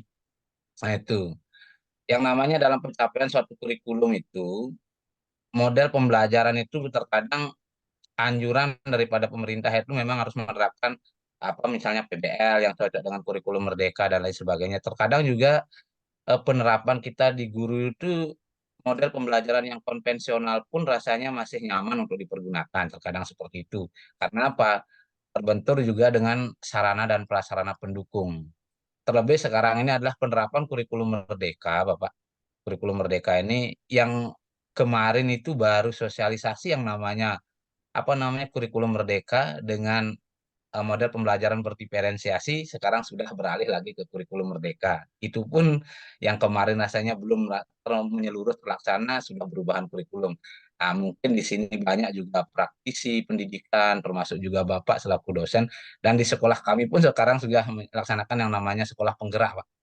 Nah, itu dengan berbagai keterbatasan jadi saya rasa untuk kedepannya itu bagaimana caranya supaya kurikulum itu berlaku konsisten lah dan berkesinambungan sehingga apapun yang menjadi hambatan yang baik itu di daerah mohon maaf ya terpencil, sedang berkembang bahkan maju itu ada keselarasan lah seperti itu sehingga keseimbangan daripada ranah pendidikan kita itu sama. Terutama kan seperti sekarang ini anjuran kurikulum merdeka ini yang sudah menjadi bisa dikatakan tantangan untuk kita bersama dalam penerapannya itu mungkin PBL. Terkadang juga konvensional pun masih bisa diterapkan oleh guru tergantung seni daripada potensi peserta didik pada masing-masing satuan pendidikan. Nah, mungkin hanya itu Pak Denny. Nah, seperti apa caranya kita merangkul semuanya itu sehingga dengan keadaan peserta didik dan potensi daerah yang heterogen ini bisa jadi proses pendidikan yang sesuai dengan terah daripada roh pendidikan itu dalam hal mentransfer daripada proses pendidikan baik secara ilmu, mendidik daripada ikhtiar disiplin siswa, termasuk juga secara menyeluruh pada satuan pendidikan. Mungkin hanya itu Pak Denny. Nanti mohon pertimbangannya dan pencerahannya. Terima kasih. Baik, terima kasih. Saya coba untuk dari belakang dulu nggak apa-apa, Pak Gede dulu. Yang pertama yang perlu kita pahami adalah kurikulum itu tidak mungkin ajak karena kurikulum itu pasti selalu berubah. Itu harus mindset ini harus kita pegang. Karena kalau kurikulum itu tidak berubah, kita tidak berkembang, gitu ya. Karena kurikulum itu hakikatnya sebenarnya dia mengikuti perkembangan ilmu pengetahuan dan teknologi itu sendiri, ya perkembangan itu. Nah sekarang memang kenapa kurikulum merdeka itu muncul? Karena memang kajian risetnya menunjukkan ke arah situ tadi. Misalnya ada kemampuan 4C, gitu ya. Kalau misalnya pendekatan pembelajarannya itu tidak berubah, kemudian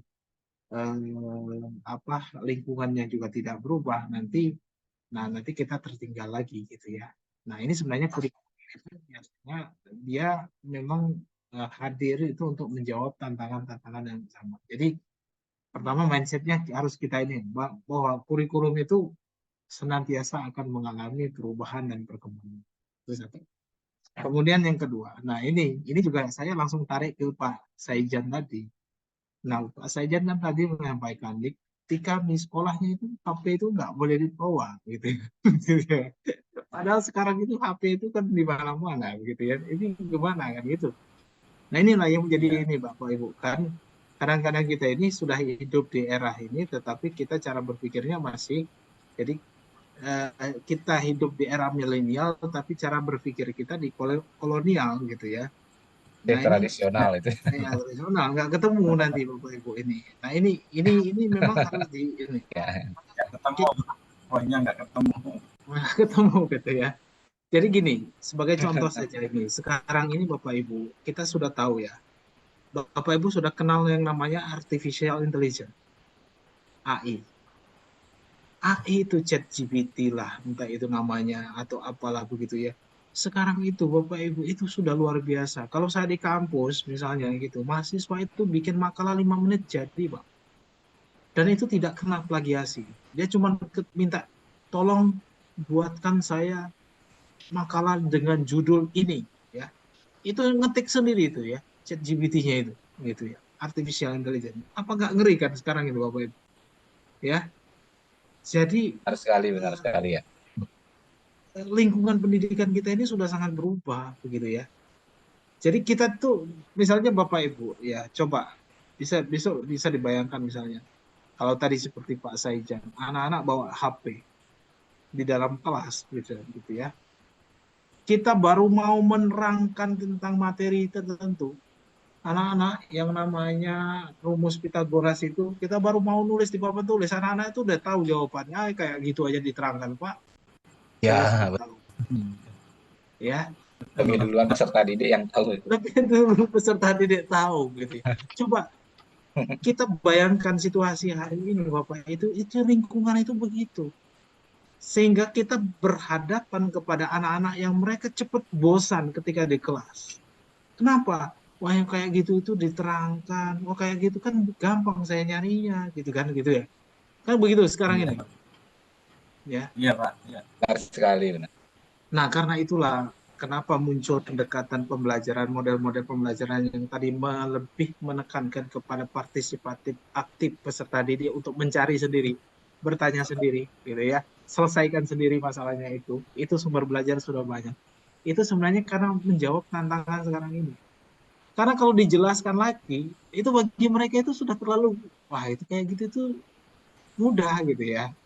Nah itu, jadi kira-kira sebenarnya Bapak Ibu ini kurikulum itu, kalau tadi mungkin muncul juga pertanyaan dari Pak Tony, apakah harus PJBL atau PBL? Tidak sebenarnya.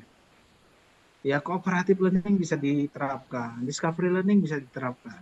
Intinya itu berpusat kepada peserta didik. Jadi kita minta mereka ini aktif. Karena kalau peserta didik kita buat pasif, pasti nanti bosan dan pasti mereka membuat troublemaker lah di kelas itu ya. Jadi ini sebenarnya lebih kepada tadi memberdayakan, karena sumber belajar itu sudah banyak. Guru bukan lagi sumber belajar tunggal kan hari ini kan gitu kira-kira. Jadi peran guru ini di beberapa kesempatan saya sempat menyampaikan ya, peran guru sekarang ini bukan lagi teachers, tapi guru ini sudah melangkah jauh lebih ini menjadi instructional design, menjadi perancang pembelajaran. Jadi kayak petunjuk arah untuk anak-anak, kamu tuh belajar ini, ayo di sini. Kamu tuh belajar ini, ayo gini. Kamu belajar gini. Jadi kayak menjadi dirijen gitu ya, untuk anak-anak itu bisa tumbuh dan berkembang. Makanya di kurikulum Merdeka juga ada yang namanya asesmen diagnostik kan gitu ya, atau asesmen kemampuan awal. Kita bisa mengatakan, nak kamu tuh sebenarnya potensi senimu itu bagus banget. Buat kamu tuh ayo dikembangkan aspek seninya itu. Nah, kamu tuh aspek olahragamu itu luar biasa gitu ya. Motorikmu itu bagus gitu. Ayo dikembangkan. Jadi guru itu sampai bisa memberikan arahan-arahannya semacam itu. Gitu ya. Jadi memang lebih menekankan kepada tumbuh kembang peserta didik itu. Jadi begitu. Kalau pertanyaannya tadi apakah harus PJBL, sebenarnya tidak. Ya. Dan ini Bapak Ibu ya, kalau tadi mungkin juga Pak Gede menyampaikan apakah kemudian yang konvensional itu tidak boleh digunakan, tidak Bapak, boleh. Jadi kita ini kan betul-betul kalau melakukan proses pendidikan itu kita sebenarnya yang paling tahu bagaimana situasi dan kondisi lingkungan sekolah kita. Ya, di beberapa kesempatan saya selalu mengatakan, kadang-kadang behavioristik teori, ya pendekatan dengan pendekatan behavioristik, artinya reward punishment itu masih perlu kita gunakan, ya, dalam beberapa kesempatan, ya. Kenapa? Karena memang kita yang tahu betul karakteristik peserta didik kita yang tahu betul lingkungan kita itu, gitu ya. Kadang-kadang, gitu ya. Nah, tapi bahwa sekarang ini muncul teori-teori baru, kemudian ada ilmu-ilmu baru yang kita ini bisa menjadi elaborasi kita untuk bisa menumbuh kembang. Jadi semakin kaya kita sebagai seorang pendidik itu, semakin kita punya banyak pilihan nanti ya, untuk kemudian menerapkan kalau anak yang seperti ini atau murid yang seperti ini nanti bagaimana kita cara memperlakukan gitu. Kira-kira begitu Pak Gede ya. Jadi yang konvensional jangan dihilangkan, jangan sama sekali tidak boleh digunakan, tidak gitu ya. Tapi ini ada yang baru, mungkin nanti bisa lebih cocok dengan kondisi dan situasi hari ini. Kira-kira begitu Bapak Ibu semuanya. Mohon maaf ini sudah melebihi jam ya. Nanti gimana? Maaf ya Pak, sebelumnya Assalamualaikum warahmatullahi wabarakatuh. Assalamualaikum warahmatullahi wabarakatuh. Ya, gimana Bu? Saya mau nanya Pak, saya kan dalam pendidikan PPG ini tahap 3. Ya, saya awalkan pakai PBL. Kalau PBL itu kayaknya saya terapkan kalau untuk di daerah saya kemungkinan anak tidak mampu ya. Karena kita kan kebanyakan ini kan kurikulum merdeka ini kan belum ibaratnya.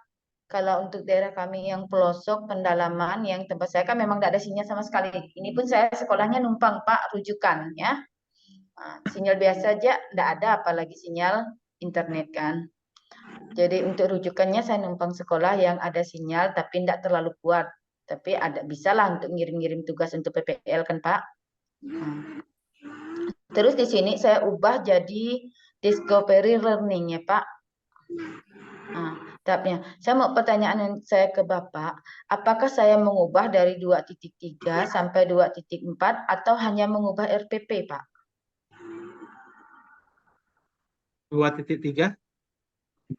Yang 2.3, 2.4 itu kan kalau 2.4 kan draft Modul, dalam Pak. Modul ajarnya. Ya, modul itu, Pak, Modul RPP. ajarnya. Artilasnya PP, Pak. Artilasnya PP. Tapi kalau di Sumernya Modul ajar. Modul ajar dia kan berujuk ke kurikulum merdeka. Apakah saya LK-nya apakah saya mengubahnya dari LK sampai ke modul ajarnya? Modul ajar dan pasti diubah ya Pak, karena saya ubah model kan. Saya pertanyaan untuk Bapak, kasih pencerahan dengan solusi untuk saya. Apakah saya mengubah dari 2.1 kah tidak salah yang kita sudah bicarakan tentang model pembelajaran yang pas LK-nya atau hanya RPP?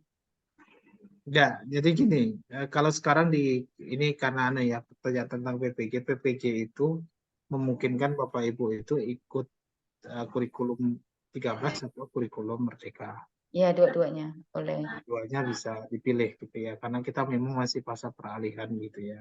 Ya. Kalau memang analisisnya kan di awal selalu diminta untuk melakukan analisis masalah, lalu menentukan solusi. Lalu setelah menentukan solusi, Bapak Ibu akan memilih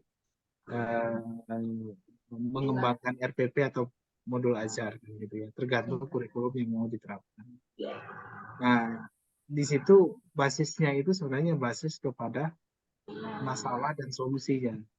Iya, Pak. Nah, jadi kalau masalahnya misalnya tentang apa yang motivasi, tentang apa begitu, lalu solusi yang dipilih adalah media atau model, nah itu yang kemudian kita terapkan.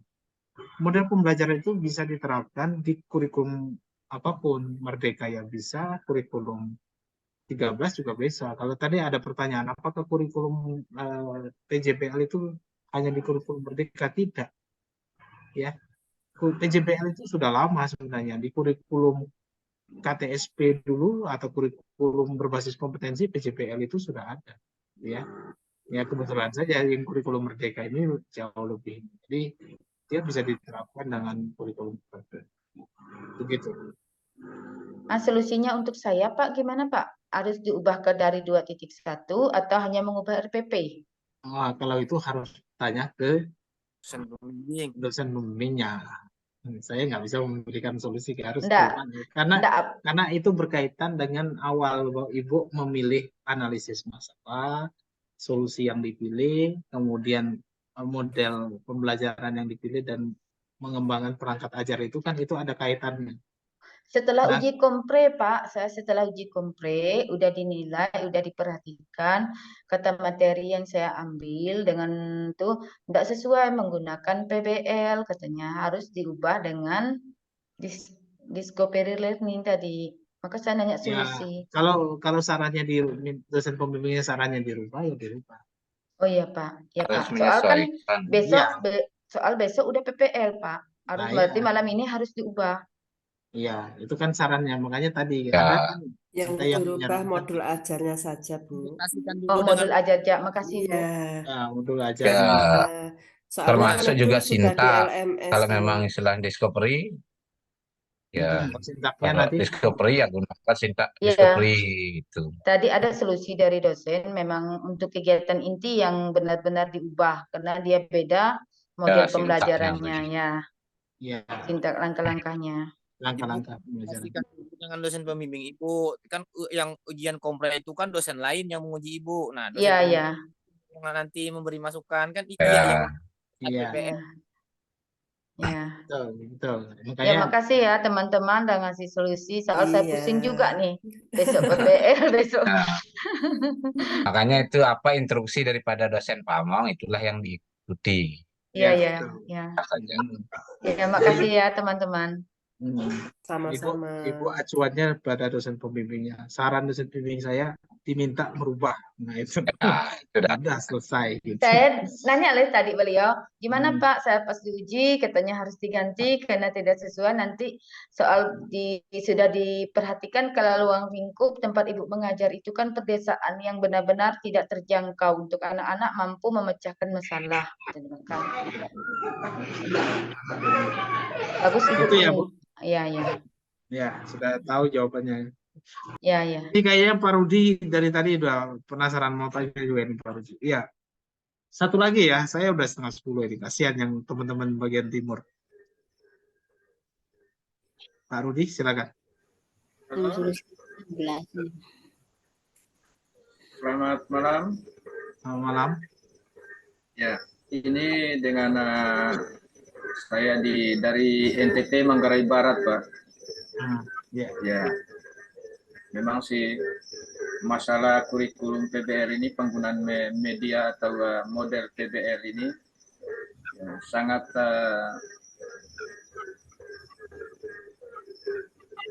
tidak bisa digunakan sama sekali kalau kita di Indonesia Timur ini.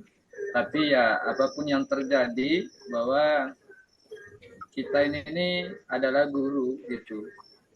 Guru itu adalah memberikan panutan. Apapun yang dilakukan oleh pemerintah, ya terpaksa kita harus melaksanakan berbagai kegiatan untuk menerapkan itu di sekolah. Gitu. Macam kami ini macam saya pribadi Pak, di SDN Pulau Longos itu sangat tertinggal sekali. Daerahnya ya malumlah, itu daerah di pesisir gitu. Tapi apapun yang kita lakukan, kita selalu mengikuti pelatihan-pelatihan yang seperti ini, yang bermanfaat gitu. Dan saya merasa terima kasih sekali pada malam hari ini kita sudah berpartisipasi, dan insya Allah ilmu yang saya dapat juga sedikit agak paham tentang penggunaan model PBL ini. Dan mudah-mudahan nanti dengan ini saya bisa menerapkannya di sekolah gitu. Tapi walaupun tidak sepenuhnya Pak, tapi dalam arti ya sesuai dengan kondisi dan keadaan yang ada gitu. Ya, mungkin itu saja dari saya Pak. Terima kasih banyak.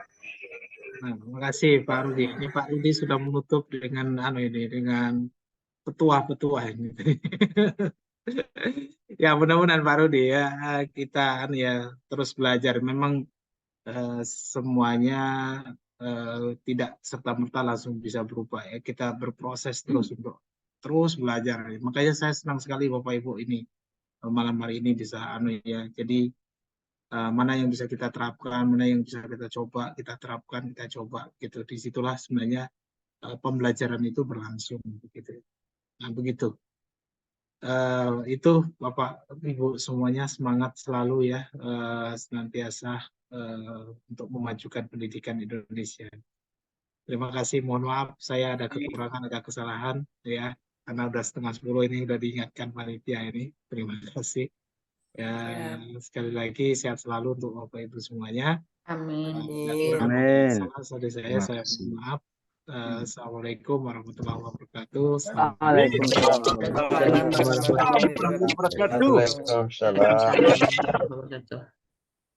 Ya, terima kasih Bisa minta Pak Ardianto ya atas materi Terima pada kasih malam Bapak ini. ini. Makasih Pak. Terima kasih juga Bapak Ibu yang sudah hadir. Materinya Pak ya, materinya di share ya. Materinya Pak ya. Materinya di share nanti Bapak. Oke. Ya. Baik. Baik, sedikit tambah Tunggu untuk materi ya. fasilitas dan materinya juga nanti akan kita share di grup ya Bapak Ibu. Baik, karena waktunya sudah malam ya ini ya. Kasihan yang di bagian timur mungkin cukup sampai sini ya. Sampai jumpa di pertemuan berikutnya. Saya tutup. Selamat malam. Assalamualaikum warahmatullahi wabarakatuh. Waalaikumsalam warahmatullahi wabarakatuh. Terima kasih Pak. Terima kasih Pak. Selamat malam. Terima kasih Pak. Terima kasih semuanya. Assalamualaikum semuanya. Iya Pak. Salam. Assalamualaikum semuanya. Makasih Bapak Ibu.